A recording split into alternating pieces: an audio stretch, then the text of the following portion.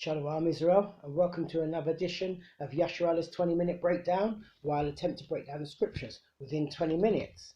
But first and foremost, as always, we give all praises to Yahweh, Bahashim, Yahweh Shai, Wahar, Rakah, Kadash, and the Akims and their elders in the highways and byways pushing this word in truth and sincerity. All praises.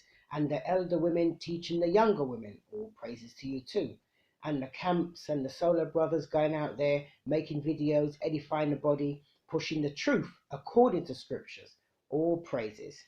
Now, what I am going to touch on today is the book of Ecclesiastes, chapter 7 and verse 7, which it basically says, oppression makes a wise man mad and a gift destroys the heart. Now, the reason why I'm going there is because last Sabbath, while we were out on the road, me and my brothers doing what we normally do, teaching our people the Bible and trying to, show them where they must return and keep the commandments with the faith of Yahweh Shai, which is the one that you call Christ. And, it will be well with us. The Most High will deliver us out of this, this modern day captivity that we're in. And there was a lady come up talking about reparations for all what we've been through, and she was talking to us. Now, and that's the problem I have right there, is the reparations that, our people seem to want. Like, you're seeking reparation from your enemies, the people that put you in slavery, got untold wealth off our forefathers' backs and even off of ours today, because we constantly work and we pay higher taxes and everything. And you want reparations, money. Now, I want to know, how is money in a kingdom that doesn't belong to you, that you are not ruling? How is money going to make things better? Okay, they give you reparations, they give you money. Then they're going to turn around and say to you, well, you know what, we're even now. You can no longer be angry about slavery and all the abominations that happened to you and your people, because now we've paid our debt.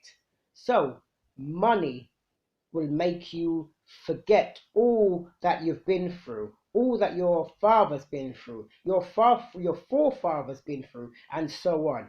It will only take a payment of money, the same money that you would spend back in their establishments, their groceries, their car showroom, their their land, their like whatever. But my point is, you want money, yeah, to feel at ease for all what's happened in the past. But notice you want money, but you don't want rulership. I want rulership. I don't want money.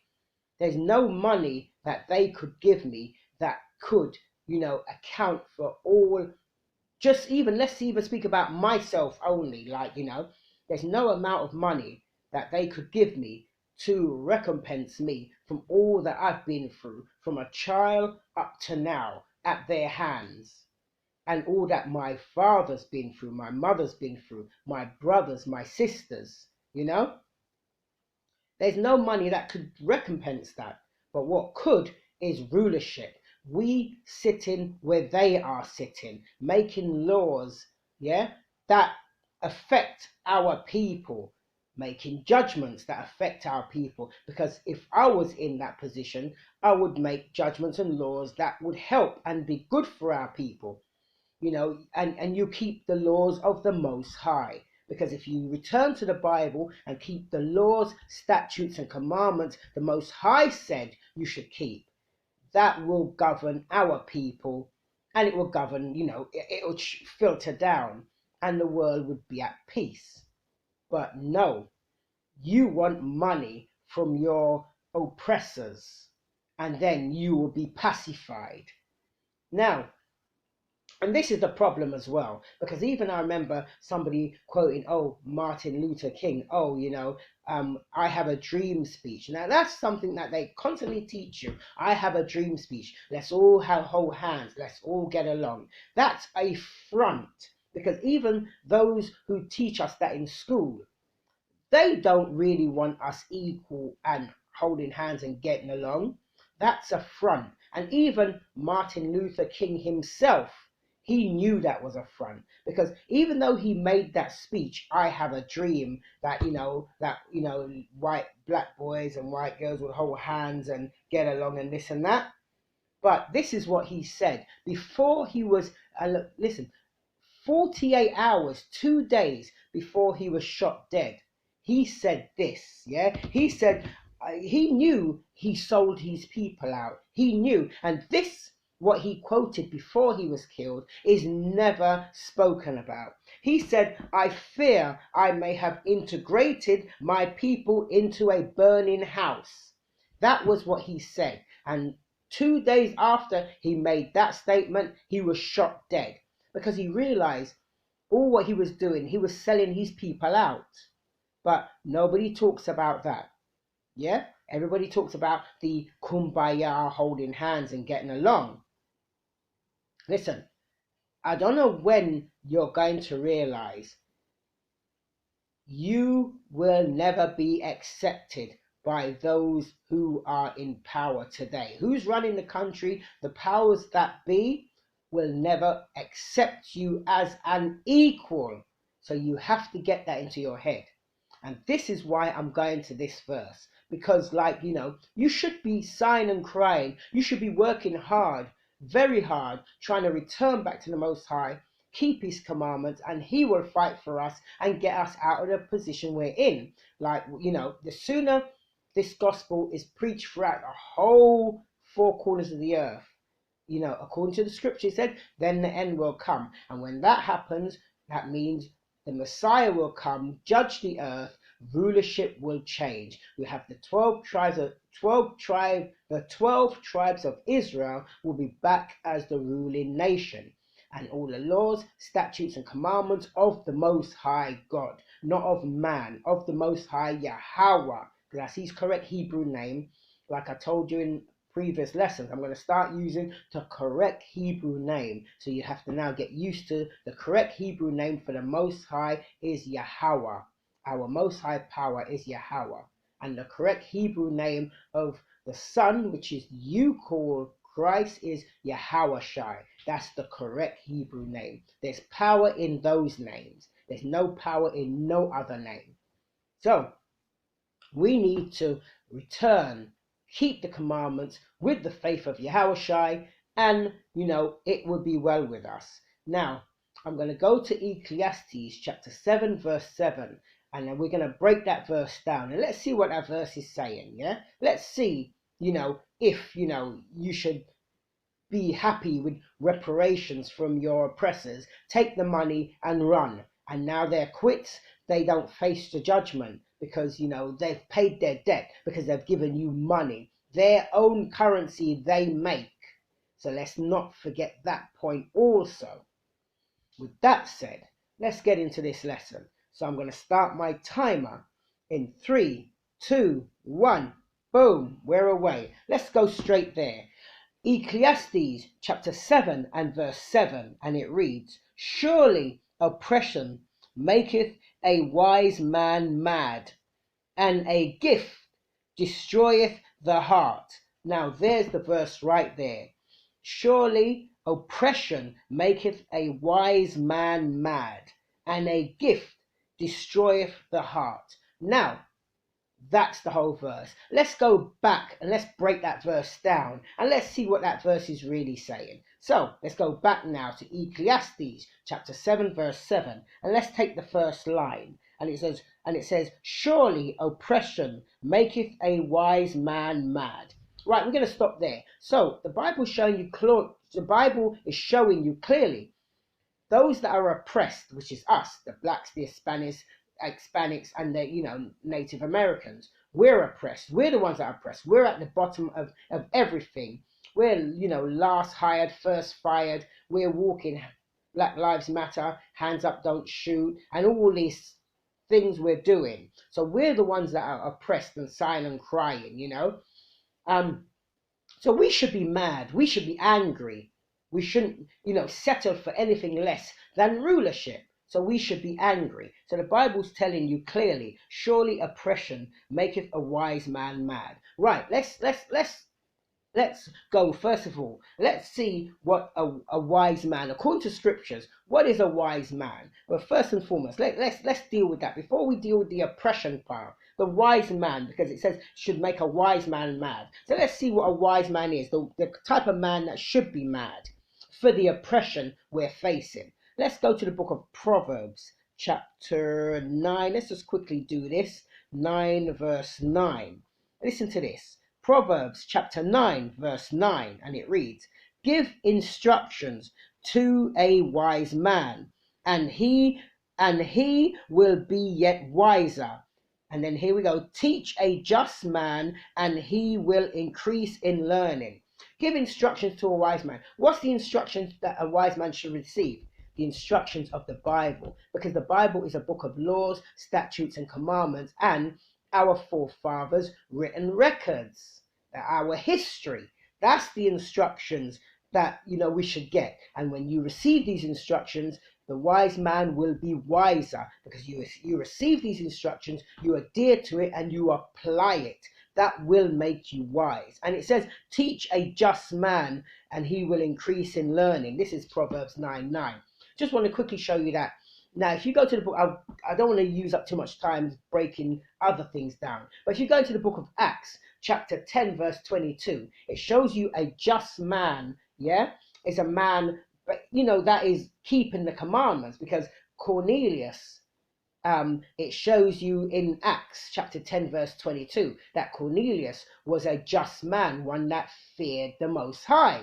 So that's just want to show you. And also, if you go to Matthew chapter 27 verse 19, it shows you that Yahushua, the one you call Christ, was a just man, because in that verse it shows you that Pontius Pilate, when he was taken and Pontius Pilate sat on the judgment seat, the Pontius Pilate's wife said to Pontius Pilate, have nothing to do with this just man, for she has suffered many dreams, because of him, showing that the Yahushua, the one you call Christ, remember, he was a just man. So that's what the Bible's showing you. Those that keep the commandments of the Most High God, as best as you can to your ability, at least. Now, it says, surely oppression maketh a wise man mad. So I just wanted to deal with the wise man. So the wise man is a man that, holds to the counsel of this Bible, the doctrine of this Bible, and lays it to heart and does according to what it says. Now, watch this. I'm going to jump to the book of Isaiah, chapter 5 and verse 7. Listen to this.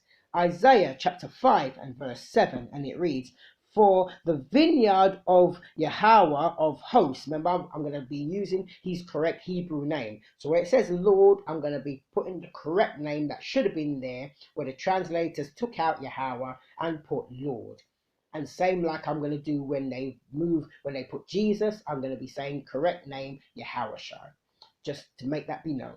Anyway, let's go back to Isaiah chapter 5 verse 7, and it reads, for the vineyard of Yahweh of hosts is the house of Israel. And here we go, and the men of Judah, the northern kingdom and the southern kingdom, that together they make the 12 tribes of Israel. Listen to this, and the men of Judah, he's pleasant plant. And here we go, I'm going to read on. And he looked for judgment, but behold, oppression. For righteousness, so he looked for judgment, but behold, oppression for righteousness. So he was oppressed for his righteousness.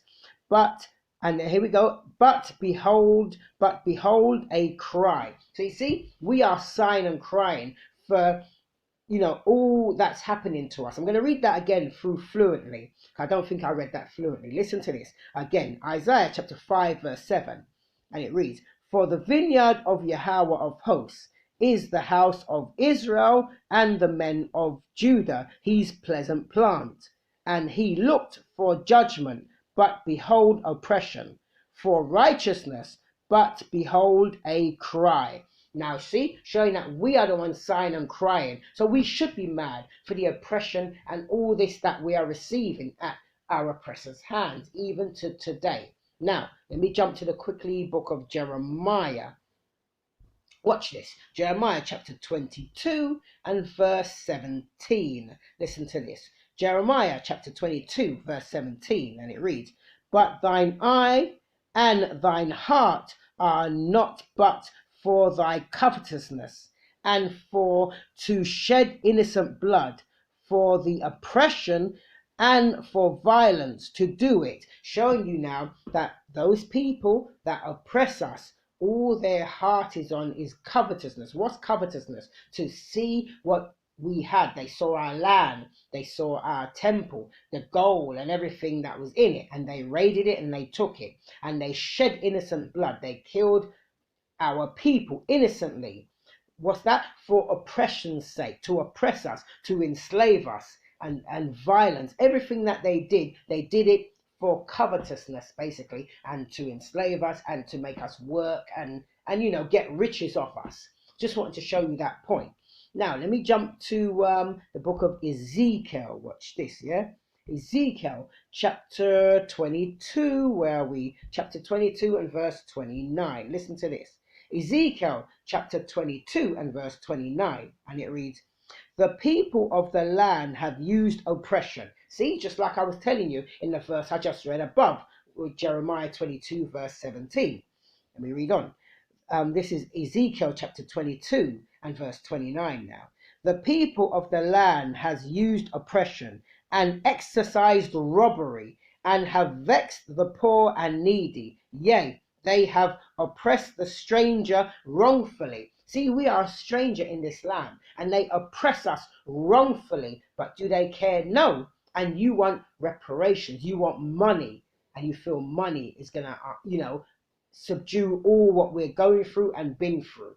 Now, watch this. Deuteronomy. I'm gonna jump to Deuteronomy chapter 12 and verse 9. Listen to this. Deuteronomy chapter 12 verse 9, and it reads, "For as ye are," it says, "For ye are not as yet come to the rest and to the inheritance which Yahweh your God giveth you."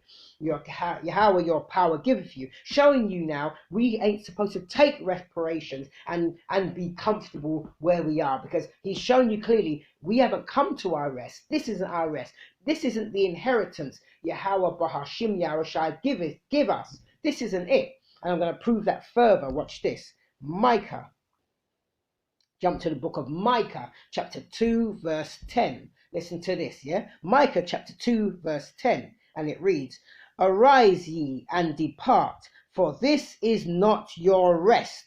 And here's why. Because it is polluted, it shall destroy you, even with a sore destruction. See, showing you that this land where we are is not our rest, because this place is polluted. Yeah, because innocent blood has been spilt in this place. You know what? Actually, watch this. I'm going to show you that too. Numbers chapter 35. Watch this. Numbers chapter 35 verse 33. Listen to this. The book of Numbers chapter 35 and verse 33. And it reads, "So ye shall not pollute the land wherein ye are." Here we go, look. "For blood it defileth the land, and the land cannot be cleansed of the blood that is shed therein, but by the blood of him that shed it."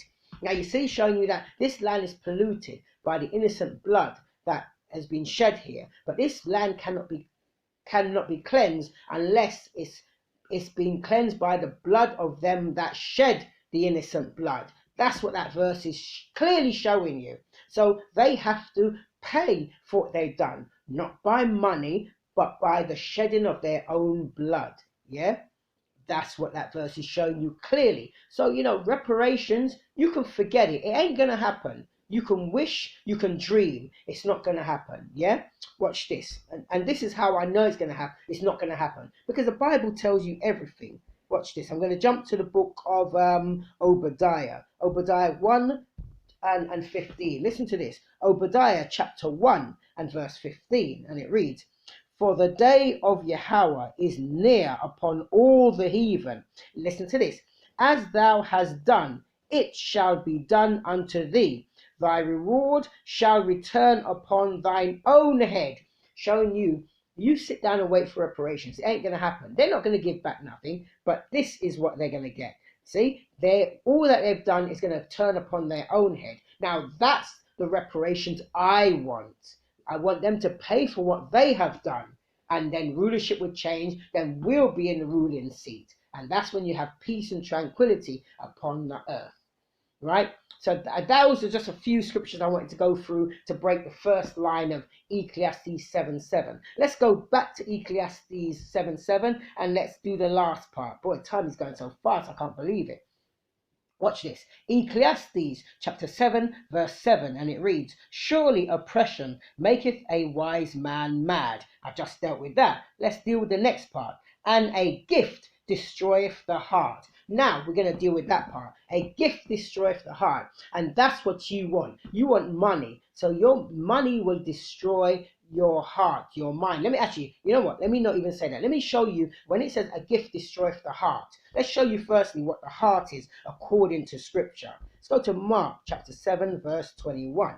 Listen to this. Mark chapter 7 verse 21, and it reads, for from within out of the heart of men proceed evil thoughts. Now, just wanted that part, showing you that when the Bible says the heart of men, showing you the mind. So when that verse just said, and a gift destroyeth the heart, meaning the gift destroyeth the mind. So when you're angry now of all the oppression, so you get some reparation, you get money. That gift now has pacified you. You're no longer angry. You're happy. So you're happy not to now work for the kingdom by keeping the law, statutes, commandments with the faith of Yahweh Shai. You're happy now to just relax. Oh, they're okay. Yeah, they're good. And you're just going to live and do all the abominable things that you've been doing all along. Now, let's go back to Ecclesiastes 7 and 7, where we're just dealing with now a gift destroyeth the heart. Now, let's jump to Exodus chapter 23 and verse 8. Listen to this. Exodus chapter 23 and verse 8, and it reads, and thou shalt take no gift. You hear that? And thou shalt take no gift, for the gift blindeth the wise, and perverteth the words of the righteous. And you see, that's exactly what you accept, that reparations, that gift. Your judgment's blinded now. You've gone off totally. That verse speaks for itself. I don't have to break that down. I've got to get a move on though, because time is going fast. Watch this. I'm going to jump to the book of Proverbs. Proverbs chapter 19 and verse 6. Listen to this. The book of Proverbs chapter 19 verse 6, and it reads, many will entreat the favor of the princes, and every man is a friend to him that giveth gift. And you see, that's it. You get the gift, now he's your friend. When the Bible tells you he is your enemy, you were sold unto your enemies. Even in the other one, it said, like iron rusteth, so is his wickedness. Never trust thine enemies. But now you get the gift, now he's your friend. You see, that's off big time. That's off big time. Watch this. I'm going to stay in the book of Proverbs, jump to Proverbs chapter 21 and verse 14. Listen to this, yeah?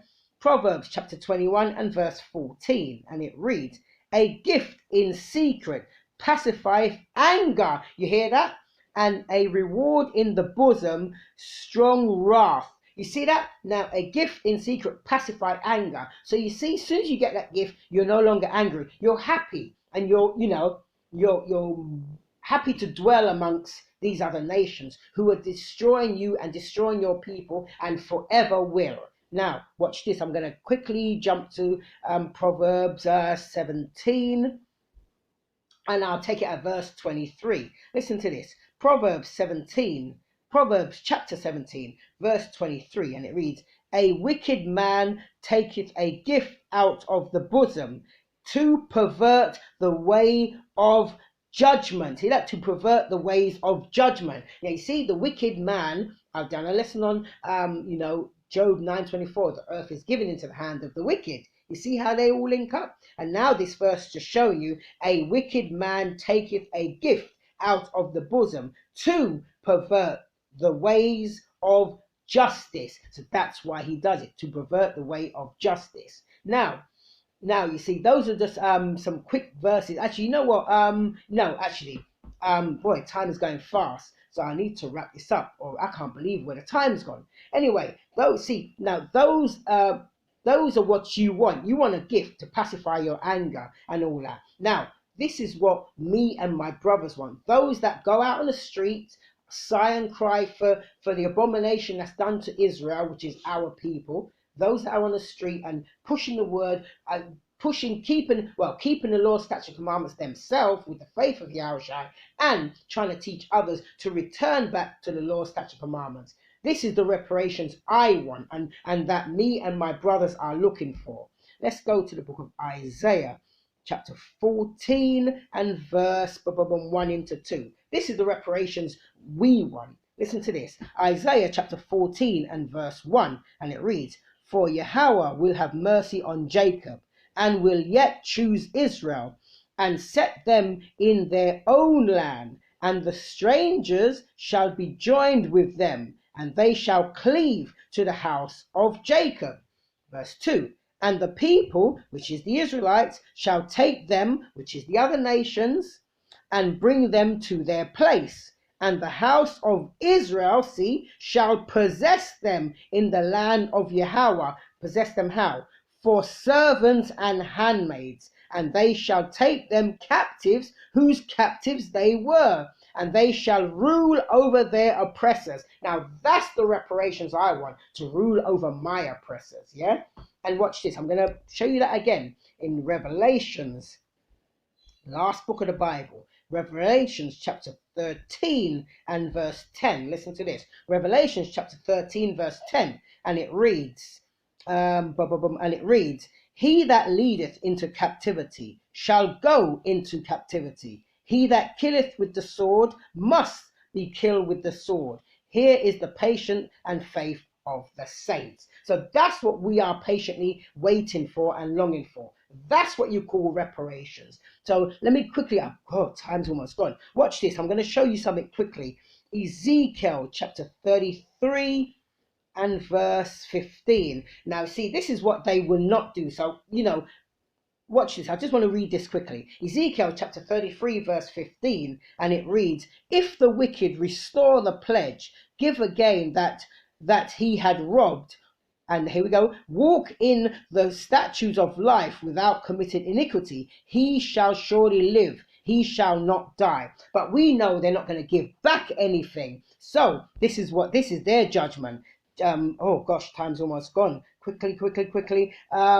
Jeremiah chapter 30.